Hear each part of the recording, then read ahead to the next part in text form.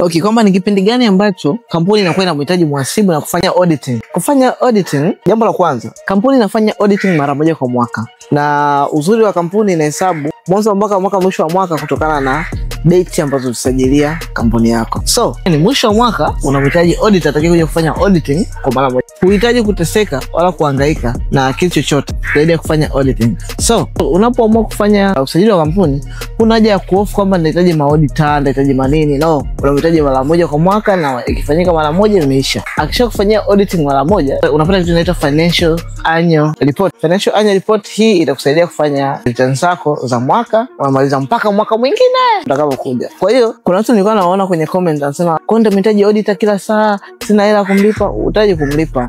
Unamhitaji mara moja kwa mwaka. Kama unamlipa mara moja kwa mwaka, una ubaya gani? Kama uweze kumlipa mara moja kwa mwaka, then haujafikia level ya kuwa na kusajili kampuni. Na kama hujaweza kufikia hapo, uje wewe hujafikia level ya kusajili kampuni, nyamaza, kaa kimya. Uje uweze kusajili kampuni, watakuja kuongea, atafanya nao kazi.